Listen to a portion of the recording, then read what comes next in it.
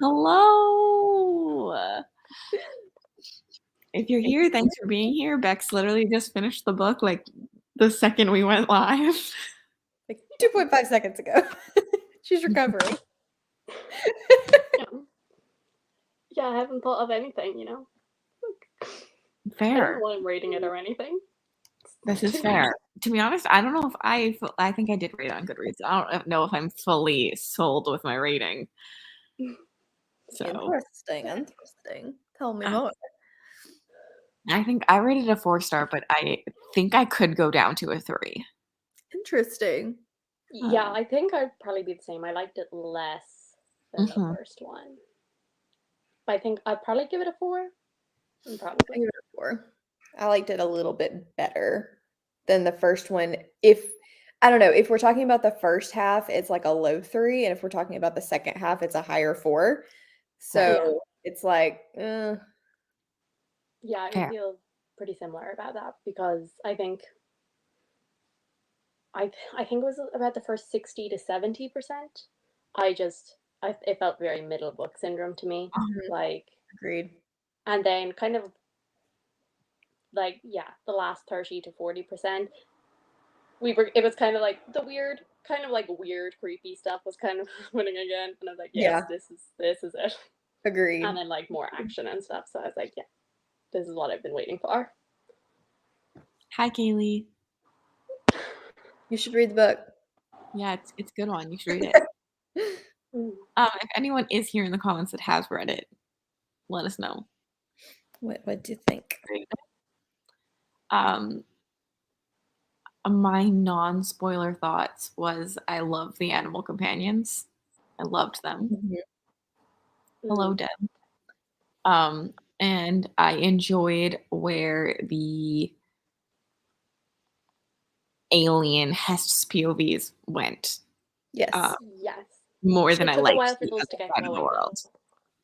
I definitely was most interested in hers throughout the whole story, whereas Tor and Noon, it was more in like the later second half. And I'll be honest, Vintages just never sold me. Maybe toward the end, but in the beginning, hers was I just didn't really care as much. I think I liked Vintages, and I liked the 2 other characters during this one. I did like those. Yeah, I did like those.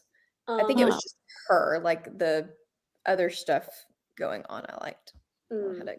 I did like what happened with her. I liked the politics over there. Yeah. I don't know how to explain that without spoilers.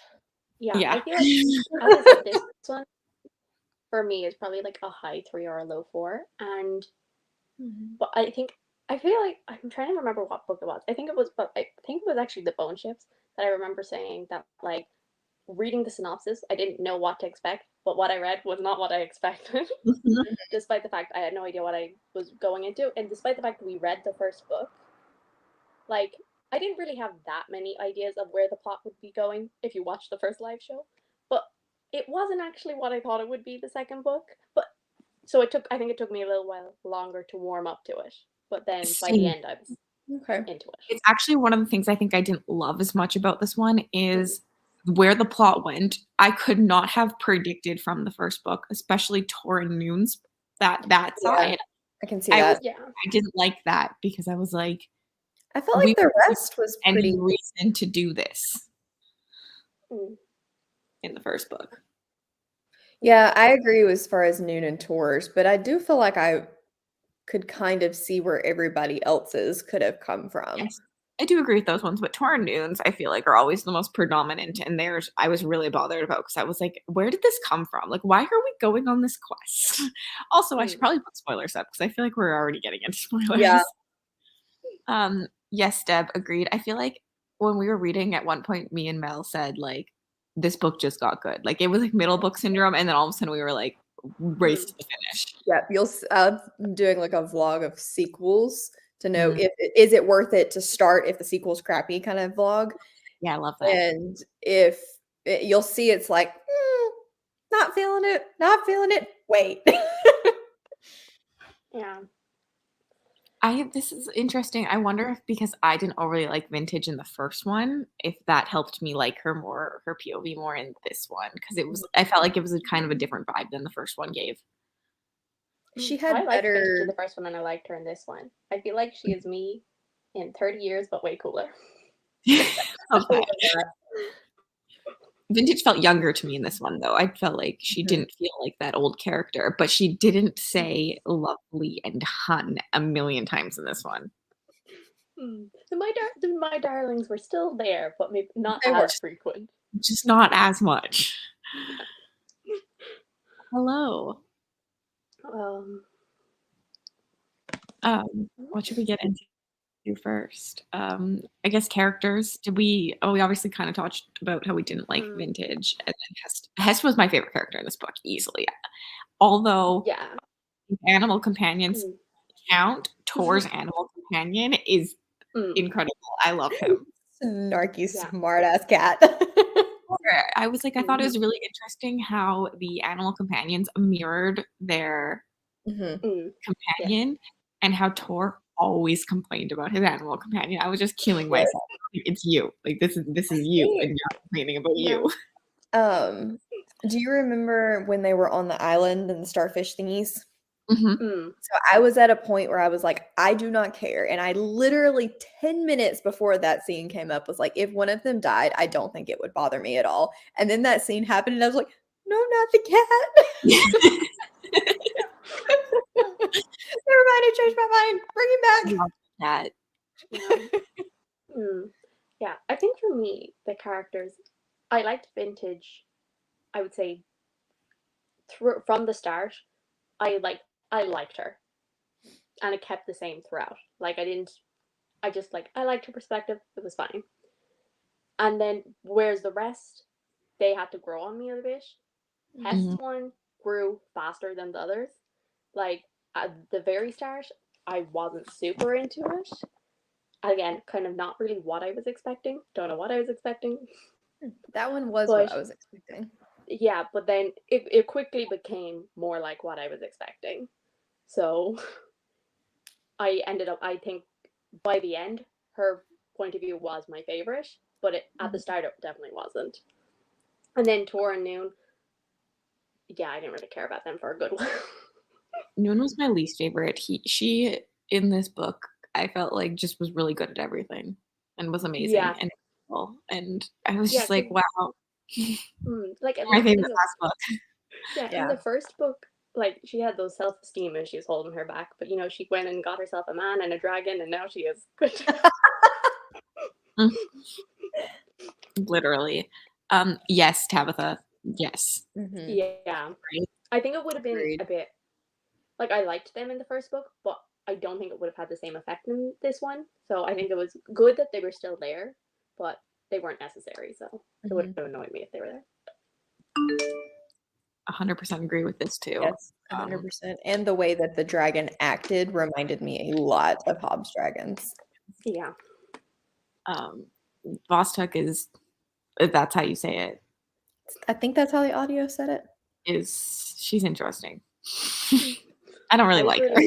I don't either. I was really afraid I was going to be annoyed, but they were okay. Like when I first read them, I was like, oh, this is going to get on my nerves because they're going to be like, I'm in charge. I know better. Which I mean, that is like typical dragon. So you got a good amount of like when we were Tor and Noon, you did get more of their animal companions, but when you were with everyone else, their animal companions weren't really a thing. Like they were around, but not as like predominant, which I think helped because then you didn't have to balance everyone's personalities all the time. Yeah. How did you think about this is the other one that I didn't see coming, is the Eli stuff. The little boy in the house. Is it Harry? I actually liked his stuff. I mean, he did kind of come out of left field, but once I got used to him being there, I think he's going to be important. I do too, but I was like, where was the setup in the first book for this? Like, did I miss that? Or no, just he came completely out of left field. But I think the setup for him was in book 1 in that there were no Ibora children, and he was just spirited away and nobody knew he existed. And so I think that was kind of the point for him to come out of left field, because he should not have existed. And, like, why did his parents leave? Like, I kept waiting for, like, a reason. Like, the way that they, like, kept him away, like, I mean, this whole book, I They was like, what's gonna be, like, the they took big him away to keep him away from the flux. Yeah, but I Yeah, feel like that but then wasn't a the big flux got reason him. for me. Like, they kept saying it again and again and again, and I was just like, "Okay, is he special? Like, is he gonna save the world? Is he prophesized? Like, what's going on here?" And then he just I don't know. It didn't really bother me because I can see where parents would take their kid away to try to save them and want to keep them away from anyone that could infect their kid. So I could kind of, but that didn't bother me. I felt like it was reason enough. I could see that, but then I was just like, why keep bringing it up again? And like, oh, well, I'm not allowed to know about the rest of the world. I can't know about the rest of the world, blah, blah, blah. Like, I just felt like it was like beaten to a pulp that I was like, it Yeah. needs to be bigger than this. I can see that. Yeah, I'm trying to look at the notes that I have on my phone. I like literally just the first note that I have written down is, don't think we've read this perspective before, right? Which was There was a lot of random perspectives in this one. yeah. That's what I was worried about. I was like, is this important or not? And then it turned out, yes, it was. As I said, I'm very bad at taking notes because at the thing about his mummified mother, I just have yeesh. That was just crazy. It was creepy. And the bones in the bucket. Yeah. And But then those are the moments that I enjoyed the most. the bones in the bucket. Why does Dad be around? Come on now. Did no one look in that bucket earlier? Like, I would have looked the first day. Like, I'm not letting a random vampire kid here without looking at what the bucket is holding. I don't think he came up before they went back to see the bucket though. Yeah. But he's there for a couple days before they look at the bucket. Yeah. I'm saying I would have looked the first day. With him. They had to go back to where he was from to find the bucket. He brought the bucket with him. He brought the bucket with him. Yeah. And then he brought the bucket back home. Yeah, and he brought it back home with him, and that's when they looked at it. Yep. Yeah, somebody should have looked in the bucket before that. I would have looked the first day. Like, what if he's gonna kill me?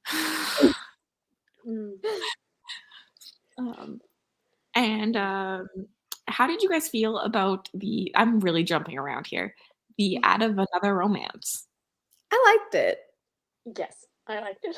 Me too. I was like, there's a lot of romance happening in this rough. book, but I'm not opposed to it because it feels natural. Yeah, it made logical, like when it happened, I was like, oh, I saw this coming, but I wasn't sure if we were going to go there or not, but I saw it coming. So I was glad she went there. 100%. And I thought that the timing of going there was perfect. That was another thing that I loved about it, that weird crystal thing. I was like, this is so creepy. I love it. So weird. I want to know, can we get the crystal out or no? Can we just remove it? Like, what's happening? Like, what? Can we just the way that they were talking, that it like made her skin like being moved around like dough. Ew. At the same time, though, it's going to be useful. Yeah. Oh yeah, 100%. I mean, we already saw that it was them, like, to realize they could open the doors. I do think Poison Song is going to have the potential to be a very strong, action-packed ending. Agreed. I just hope she delivers, but it has the potential to be really strong.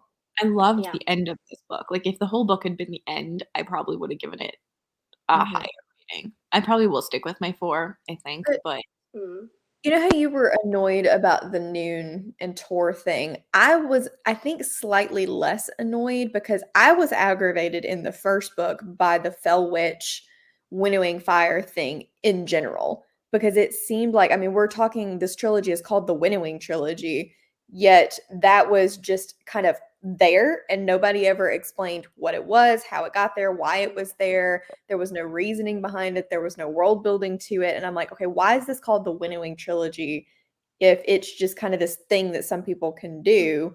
I need more than that. And so when we got that perspective and they're terrified of her, that is some kind of extra alien race battle thing that's going to come into play.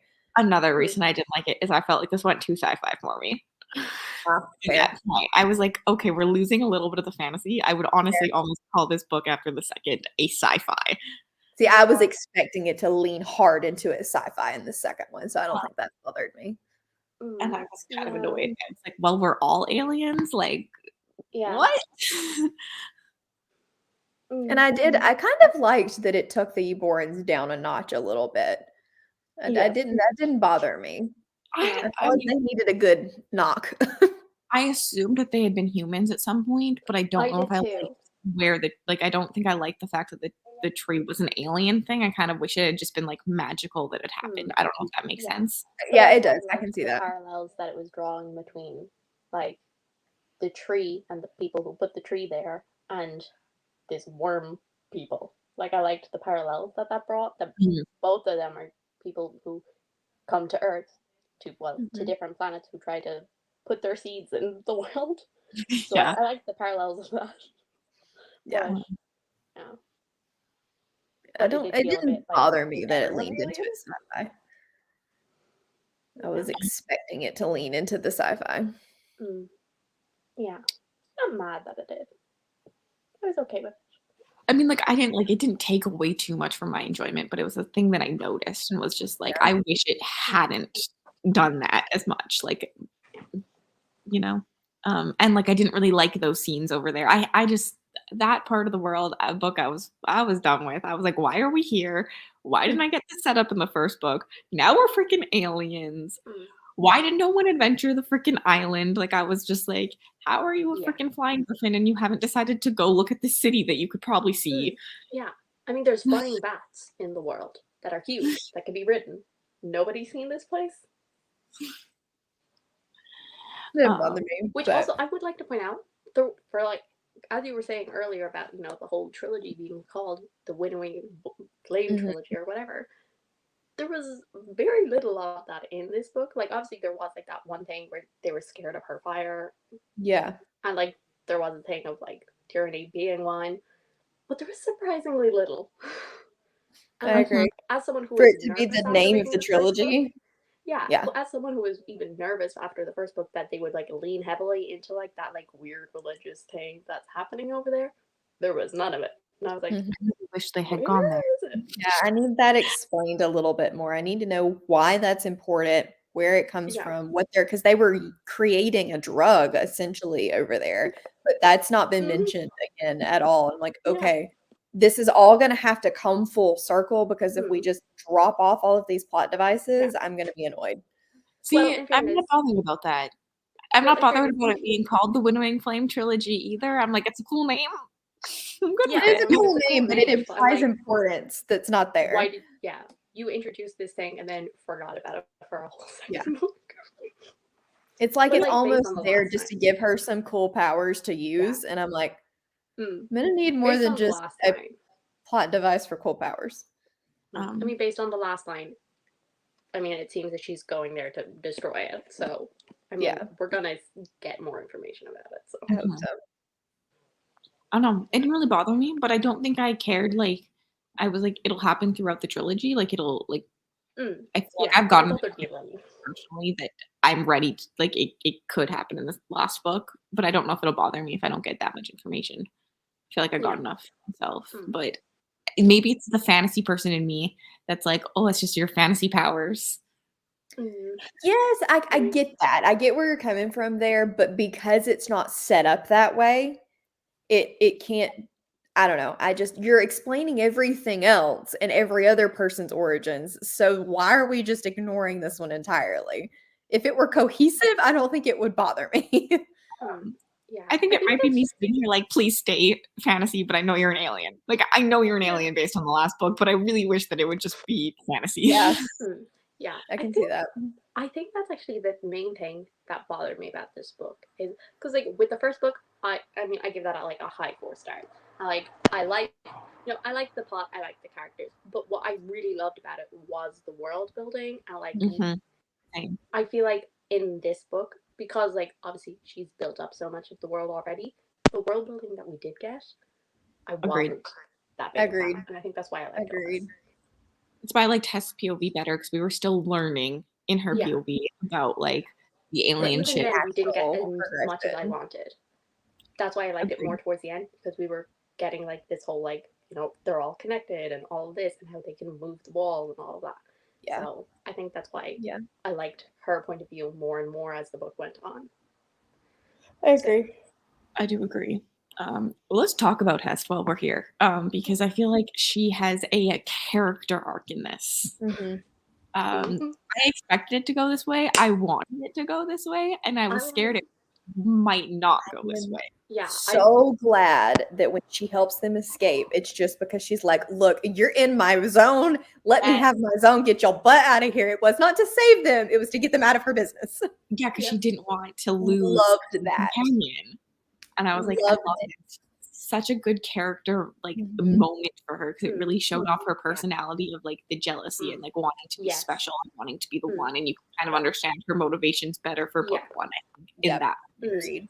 Loved Yeah, it. because I think, because it did at first, and again, another reason I think why it took me longer to warm up to her point of view was at first I didn't really understand why. I was like, you were so loyal to your people, your tree. You were basically the only person left standing. And you have like so quickly been like, okay. And then like as the book went on and she was explaining how, you know, she felt like she was betrayed by her tree god because she took the time to care. I Yeah. was like, okay, yeah, no, I kind of get it. I get it.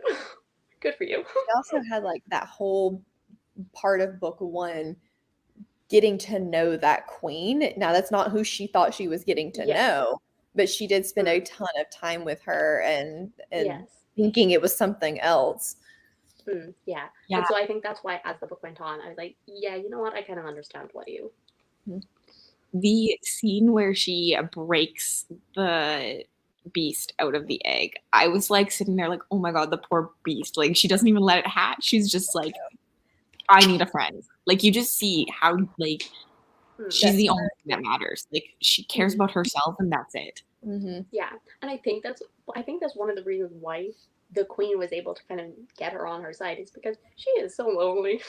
And but like her most important priority is kind of her. And so, but like she still does kind of crave something. And so I think that's one of the reasons why it was so easy to get her, you know, involved. I also could see like you've seen so many people die, and now this queen is giving you the ability to like not die really, because they don't really die.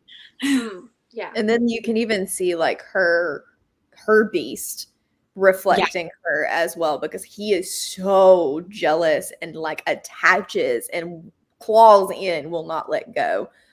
And so I feel like that's very reminiscent of her wanting something that's just hers. He wants that just his connection too. He broke my heart the entire book. Every single scene, I was just like, I like this poor beast. Like he was given a shitty deal, was gonna die, and now that drug thing that they gave him. Oh, that scene was hard to read. Yeah. And then afterwards, when he's just like, he wants to be with his brothers and sisters so bad, but he's turned into something that can no longer be with them. And I was just like, I felt for him the whole book. I was like, what has Hess done to you? Like, it would have been better if you died. Yeah. Do we think that she will turn in the last book? Like, do you think she'll end up on the good side? Probably. I kind of hope I hope not. I hope not too. I hope that it's I hope not, but I'm pretty sure she will. It'd be like last minute, the two of them switched sides together, you know, and then they're accepted as brothers. If it's done well, I can accept it and like it, but I hope it's not done. I hope it's just let's murder. Yeah, agreed. What other plot lines do we need to talk about? Let's talk about Nan and Vintage, especially since that annoyed Mel so much in the last book. How we just like so quickly were like happy this whole book. I that whole like relationship, I didn't care. Even the betrayal, I did not care. Loved the conversation that Vintage had about it, about being like, how do you have a relationship with someone who their life hasn't gone on and mine has, and I liked seeing that. But I just hated Nan throughout this book, and when she Yeah, betrayed, I was she's like, very "Good, selfish. kill her, die." Same, Mm. same. I was glad to see her go. Yeah, she was very in her own head, and she was just like, nothing, it's been 20 years and nothing has changed for me, but everything has changed outside. And I'm just there like, Vintage, she's the one who has changed. Like, you don't think that's hard for her as well?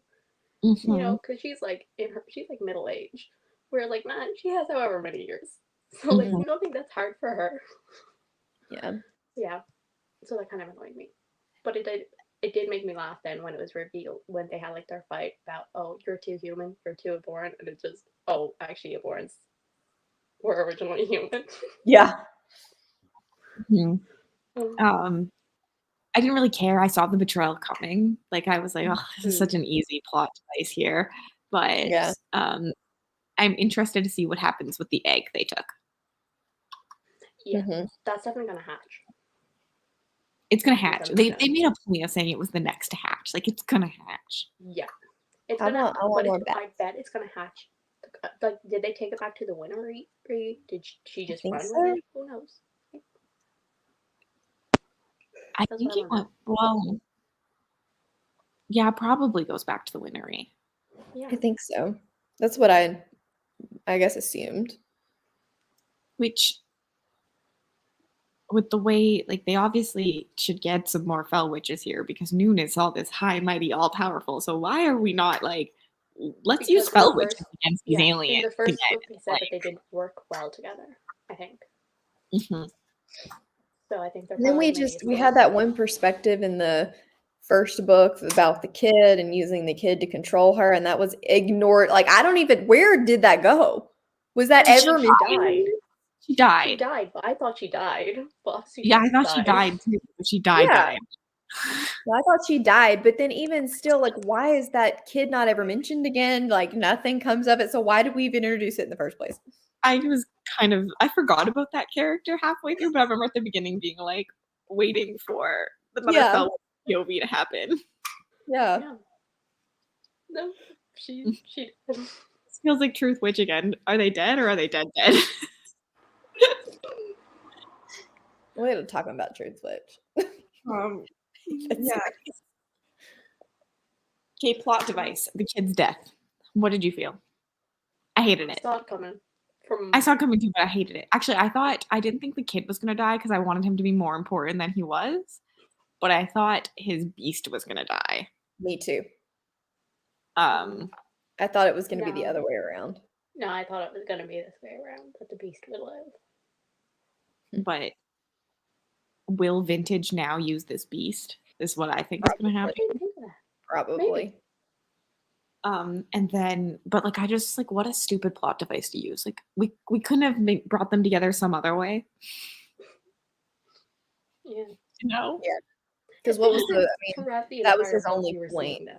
Literally, it pissed me off. The boy pissed me off. It was his whole purpose in this whole book was to die. Yeah. Like, why? Like, at least kill off a character I care about. Yeah. Yeah. But his beast is so cute with the little acid spitting. The audiobook for him is really good too, because it's just Hellgate over and over. That's all he says. That's all he says, yeah. It's really croaky and high pitched, and it's adorable. He essentially was there so that they could always have contact, kind of, to the other beasts, and then to die at the end. And I don't know. It really bothered me. Maybe I will give this a 3 stars the more I talk about it. I think I'm gonna leave it as a low 4, but I can definitely see you lowering it. I feel like there's something else. Oh, the burn king being a king kind of prince. That one felt like interesting. Yeah, I'm trying to remember. Was that mentioned in the first book? Because I feel like it could have been briefly mentioned. It may have been glossed over. Glossed over in the first, but I was still like, okay, during this book, like, that feels interesting. Yeah, I think a lot of like just kind of we're going to make this come out of left field and drop this, and we're going to put this here and we're going to drop that. Yes. And I don't love that. I like a lot more of a, if you're going to put it and you're going to drop it, it needs to be like a Brandon Sanderson thing where it comes back around and it's really important later. Yeah. But I feel like we're kind of doing like this, and I just, it's losing its cohesiveness a little bit. That's how I just feel too. Like, it's just so many things came out of left field in this book for me. Mm-hmm. I don't feel like her strength is the build up to things. Yeah. The world building is strong. Mm-hmm. And the like descriptions of things I feel like are really strong. And I feel like a lot of her characters are strong, but her build up to things and not losing kind of that plot holes is not really her strength. Yeah. It's because they're not important, or they never come back around for you to need to remember them. And now I'm like, is Nan going to come back in the next book? Or is she done? Like I feel like Nan might be done. Me too. Like, Which annoys me, because what was the point? I agree in that sense. Like, other than for them to be separated at the end. Just, I think, for Vintage's character growth of whatever. But I feel like Vintage didn't have any character growth. Vintage was consistent. I almost wish she had just found her dead in the ship. Yeah, but that would have been, what was the point still? I don't know, but it was just almost there for her to be separated from them at the end of the last book. And to have a reason to stay separate in this one. Yeah, I agree. Her breaking her ankle really annoyed me, because it's like, oh, the gang is back together, and then it's like, oh, I don't want the gang back together, so I need to separate them. How do I do this? But I did like the baby bat. You did like the baby bat. Did you bat? I was gonna say. Oh, like that betrayal moment. If Nan hadn't been there, it would have been the same moment for me. Like, I obviously knew those people were going to betray them, and I wasn't shocked when that happened. But I was like, Nan didn't add anything there to me. It wasn't like this. Like, it wasn't like we saw her like invested the rest of the book. Like, it would have been better if she cared and she was kind of a part of it. Her and Vintage were kind of like loving still, and then she betrays her because she's selfish. I think if it was kind of like her and Vintage were getting along well, but she hated being back there, and so like it was putting a bit of a strain, but they were trying to work through it. But it seemed like Vintage was the only one trying to work through it, and so at the end it made her betrayal. It was like, oh, that makes sense. Yeah. So I think it would have had more of an impact if you could kind of see a bit more of that like relationship and also the struggle between the two. I agree. I feel like there was something else that happened that was important. But I didn't write it down. In my notes, it just says Karoon with a bunch of hearts. I loved him. I just loved him. If anything happens to him, I'm dead. I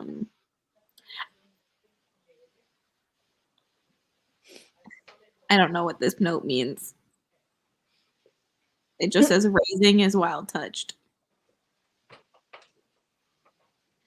Oh, did we think on the Burns family having wild touched animals and like? I forgot about that. Yeah, I felt very. I mean, we didn't get to spend a lot of time in that area, so it's kind of hard to make anything out of it. But also, isn't like this whatever stone talker or whatever? Isn't she supposedly a fell witch?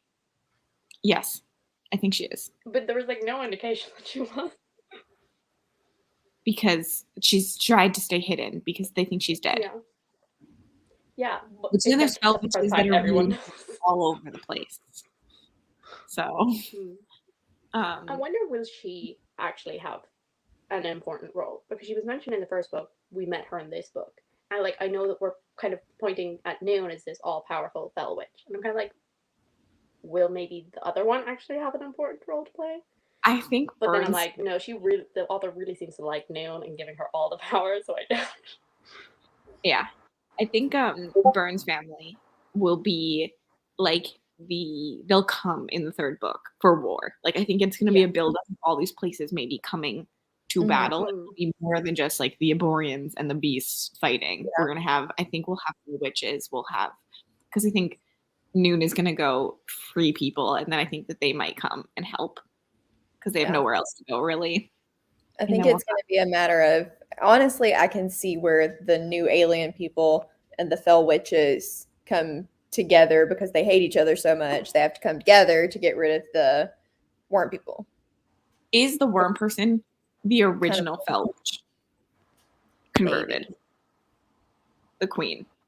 It would make sense just because of the way that everything else is tied Yeah. together. Actually, I don't know why I looked surprised by that thought, because I literally have that written down in as one of my notes when they mentioned the green spirit. I was like, is this the Worm Queen or someone who can defeat the Worm Queen? So I would be okay with that. I would be okay with it Yeah. all connecting Mhm. in that sense. Yeah, me too. Agreed, Deb. Yeah, I think Um, I think it would make sense, but also I feel like maybe not, because like, why would she do something that accidentally, that creates people that just try to destroy her? But then basically the whole thing is that Aborans were an accident. So though I can kind of see it coming in because it makes a very big deal about saying that the tree god and all of that was an experiment. yeah, And that's what over and over and over again, it keeps talking about the Worm Queen's experiments. Yeah. So I could see That how she that likes the Fell Witches were an accidental thing left over from like the 7th or 8th reign that were created in some way by complete Yeah. accident. And maybe she was trying to do experiments Yeah, then the Fell too. Witches were way before. They appeared way before that, because I think in the first Didn't book they tried to use the Fell Witches in like the 6th reign or something, didn't they? Okay. well, But Fell it's Witch so good then. from the Aborian tree thing too. Yeah. Like they're descendants of this person. But I was just wondering if maybe the queen also is somehow. Yeah. But that also, I guess, wouldn't make sense because they go to all these places and they have these memories of all these places, and that's where the person was trapped in. It's the memories. True. Also, I was just waiting for them to realize that if they destroyed that stone, that crystal, they'd be good. Like I was just like, how dumb are you? Come on, just destroy it. Just please destroy it. Too easy. Yeah, I don't think I really have that much else to say. I think I'm lowering my star rating to, well, it's probably more like a 3.5. Maybe I'll keep it at a 4, but it'll be a low 4. That's what I'm thinking. It had its strong moments. I but it really also liked had its problems. Yeah, the last like 30%. I just remember being completely invested in, so I think that's why I ended up giving it a 4 because I loved that part. Yeah. I'm very excited to see where it goes to, though. The people. Oh, yes. I loved it. It was disturbing. I kind of liked it in the discussion that we then had because of it. Yeah. Which also makes me think that Fell Witch blood wouldn't cause the crooks or whatever because of how invested she was. Flux. That's the word I'm looking for.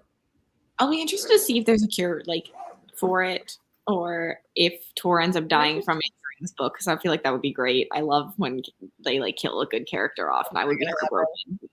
I don't think it would like it, but I don't think it's gonna happen. Not happening, but it would.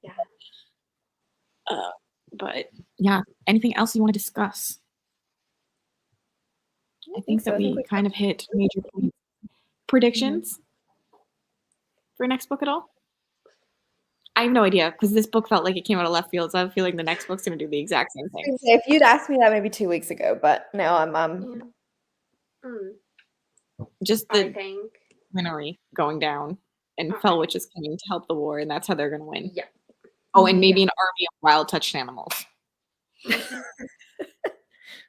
Yeah. Yeah, I think that would be one of the first things in the book. Was my nose bleeding? My nose is starting to bleed.